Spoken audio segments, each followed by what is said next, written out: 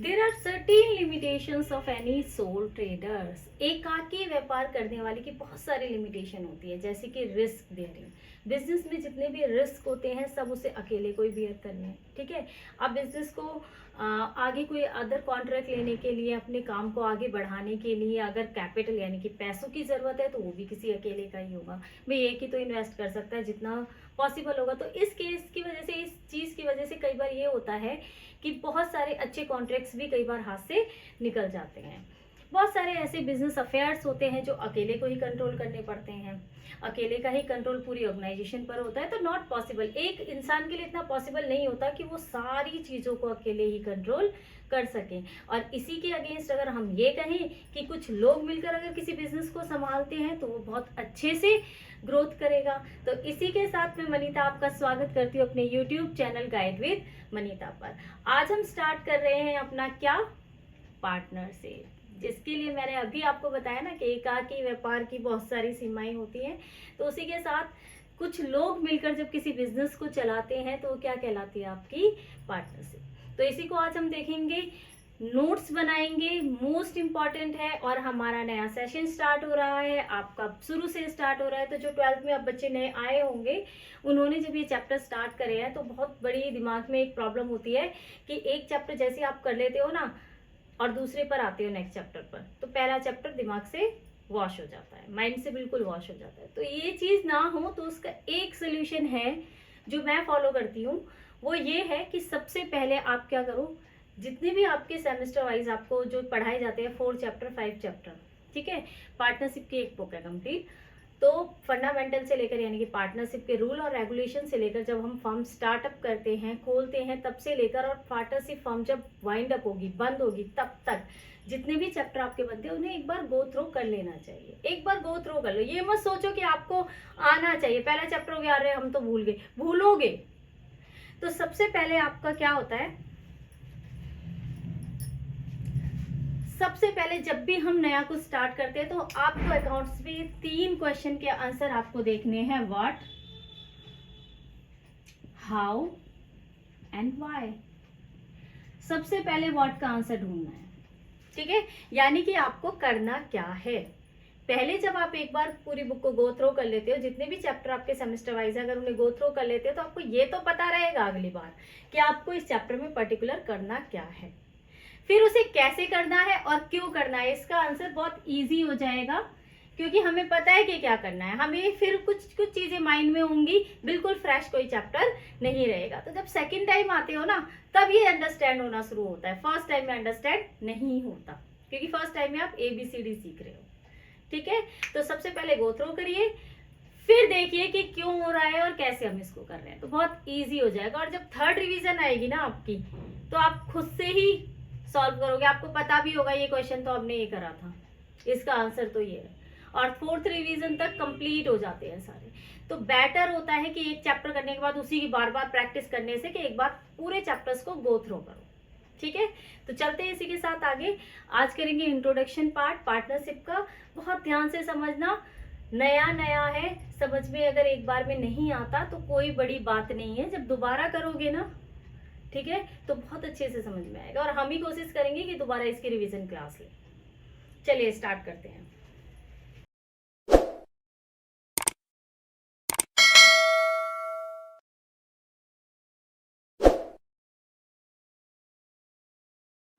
चलिए स्टार्ट करते हैं the very first chapter of 12th accountancy book. Accountancy book, किसकी अकाउंटेंसी सीखनी है आपको, मैंने आपको पहले बता रखा है। अकाउंटेंसी मीनिंग क्या होता है, रूल्स एंड रेगुलेशन। तो अब 12th में आपको कौन से रूल एंड रेगुलेशन सीखने हैं, किससे रिगार्डिंग बुक है, अकाउंटिंग फॉर पार्टनरशिप फर्म। तो ये जो बुक है हमारी अकाउंटिंग फॉर पार्टनरशिप फर्म, ये पार्टनरशिप फर्म स्टार्ट होने से लेकर और पार्टनरशिप फर्म के वाइंड अप होने तक आप कैसे अकाउंट प्रिपेयर किए जाते हैं, क्या रूल्स है, क्या रेगुलेशंस है प्रिपेयर करने के, वो सारी चीजें आप सीख सकते हैं, ठीक है। तो बहुत इंटरेस्टिंग भी है, कॉन्सेप्ट्स बहुत सारे हैं, लेकिन घबराने वाली बात, ध्यान से देखोगे, ध्यान से पढ़ोगे, प्रैक्टिस करते रहोगे तो बहुत इजीली हो जाएगा, ठीक है। तो कुछ घबराने की बात नहीं है। देखो accounting for partnership firm the very first chapter. इसमें हमें क्या करना है, चैप्टर का मेन नेम है फंडामेंटल, यानी कि रूल्स और रेगुलेशंस देख रहे हैं पार्टनरशिप फर्म के, राइट। उससे पहले आप ये देखिए कि मीनिंग क्या है, नेचर क्या है। नेचर आपके दो तरीके से इसमें दिखाए हुए हैं, एक तो ये है आपका अकाउंटिंग पॉइंट ऑफ व्यू से या व्यू पॉइंट से, और दूसरा है as per legal view point, ठीक है। तो अकाउंटिंग व्यू पॉइंट आपका क्या कहता है, partnership firm treated as a separate legal entity, यानी कि पार्टनरशिप फर्म का और उसमें जो भी पार्टनर्स हैं फर्म के, ऑनर है फर्म के, उनका आपस में अस्तित्व जो होता है वो अलग होता है। कहने का मतलब क्या होता है कि जो पार्टनर्स होते हैं, ठीक है, जो पार्टनर्स होते हैं फर्म के, वो क्या होते हैं, एज ए एजेंट की तरह काम करते हैं फर्म के। कैसे काम करते हैं, एजेंट की तरह। पार्टनर्स के आने जाने का फर्म पर कोई भी इफेक्ट नहीं पड़ता, फर्म चलती रहे, ठीक है।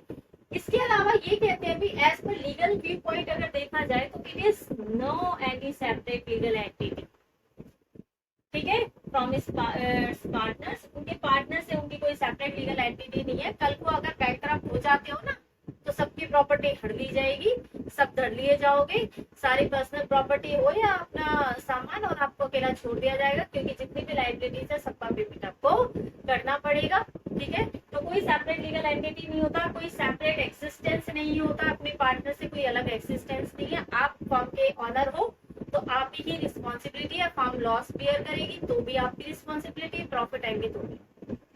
तो as per legal point of view आपको देखना है, ठीक है। यहाँ देखिए इसके बाद डेफिनेशन क्या कहती है, partnership is the relation between the persons.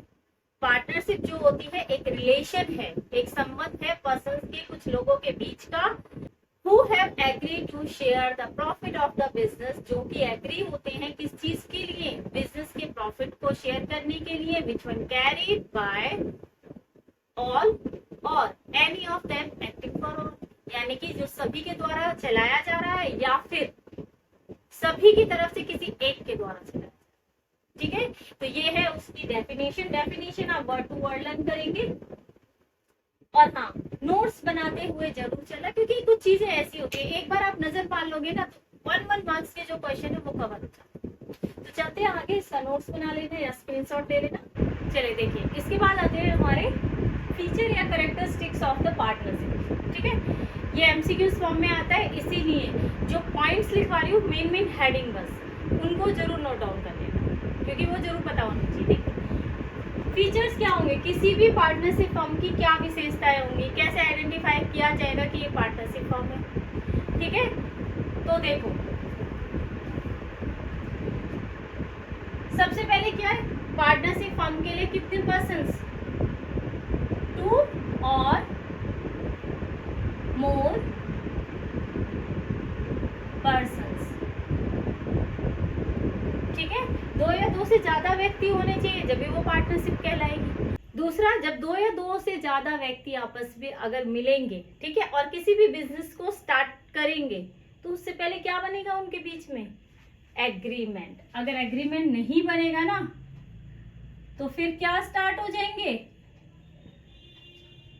मेरा शेयर तो इतना था, मैं तो इतना ही लूंगा, मुझे नहीं पता तुम लोगों ने लिखा नहीं लिखा, वो तुम्हारी हेडेक है, पर मेरा शेयर इतना था, मैं इतना नहीं। तो क्या स्टार्ट हो जाता है, डिस्प्यूट। यानी कि दूसरी विशेषता क्या है कि जब भी पार्टनरशिप फर्म ओपन की जाएगी तो पार्टनर्स के बीच में क्या बनाया जाएगा, एग्रीमेंट। नेक्स्ट वन, तीसरा क्या हो जाएगा भाई, पार्टनरशिप में 2 बंदे होते हैं, 2 या 2 से 4 ज्यादा होंगे, एग्रीमेंट होगा, बिजनेस भी तो होना चाहिए, बिजनेस एग्जिस्टेंस, ठीक है। आप पार्टनर बन गए, एग्रीमेंट भी बना लिया, बिजनेस क्या कर रहे हो, और अगर बिजनेस एक्सिस्टेंस है तो आपका प्रॉफिट मोटिव होना चाहिए, तभी आप बिजनेसमैन कहलाते हो। प्रॉफिट मोटिव,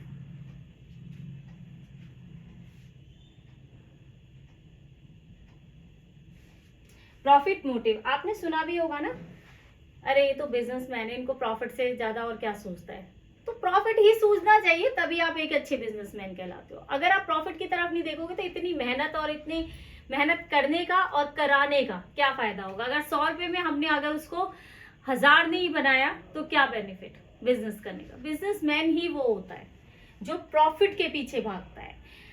कैसे, प्रॉफिट अर्न करता है कस्टमर्स को सेटिस्फाई कर कर, उनकी नीड्स को सेटिस्फाई कर कर। ठीक है, तो नेक्स्ट पर आते हैं फोर्थ,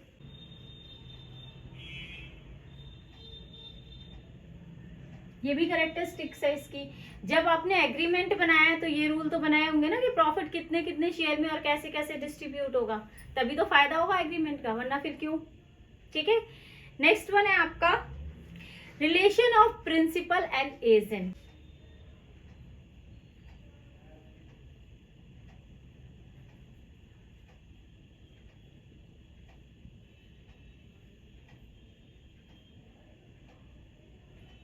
पार्टनर्स के बीच मैंने पहले भी बताया किस चीज का रिलेशन होता है, पार्टनरशिप फर्म और पार्टनर्स के बीच, एजेंट और प्रिंसिपल का। यानी कि जैसे स्कूल में होता है ना, प्रिंसिपल सर पे बैठी होती है, स्कूल के लिए ये करो वो करो, उसी तरह से कंपनी को क्या चाहिए, बिजनेस को क्या चाहिए, पार्टनरशिप फर्म को क्या चाहिए कि ऐसे प्रोडक्ट हों।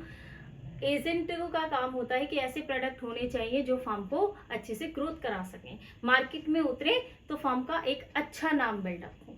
ठीक है, देन बिजनेस कैरिड, देखें सिक्स्थ वन है आपका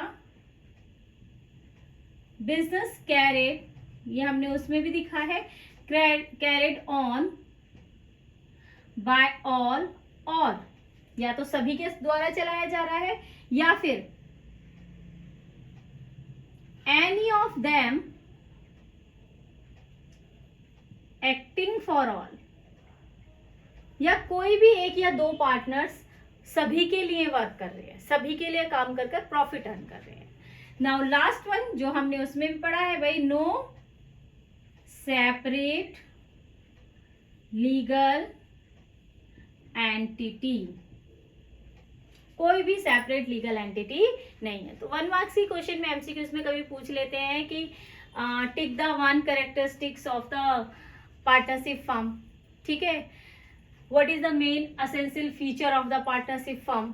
तो ये पॉइंट आपको 7 पॉइंट्स है, ये पॉइंट आप नोट डाउन करेंगे और ये पॉइंट बस आपको पता होने चाहिए, कोई आपको थ्योरी लिखनी नहीं है। एमसीक्यूज फॉर्म में आ जाता है, कई बार 1 मार्क्स में आ भी जाता है। ठीक है, 1 मार्क्स में पूछ लेंगे give 2 features of partnership firm, 2 characteristics of the partnership firm, या फिर इनको एसेंशियल पॉइंट्स भी बोला जाता है, some essential points regarding the partnership firm. कुछ एसेंशियल पॉइंट्स बताइए पार्टनरशिप फर्म के। ठीक है, तो ये था हमारा features and characteristics of the partnership firm. इससे आगे अब हम चलते हैं, इसी के बाद एक छोटा सा पॉइंट और रह गया है एलएलपी, फिर स्टार्ट करते हैं हम अपनी पार्टनरशिप डीड, जो कि मेन है, जहां से हमारे प्रैक्टिकल स्टार्ट होंगे पार्टनरशिप डीड समझने के बाद, तो वो हम करेंगे नेक्स्ट वीडियो में। इसी के साथ लेते हैं अलविदा, आज के लिए इतना काफी है। खुश रहिए और अपनी प्रैक्टिस बनाए रखिए। इसी के साथ अगर आपको मेरी वीडियो पसंद आए तो प्लीज प्लीज इसे लाइक शेयर सब्सक्राइब करना ना भूलें। Thank you.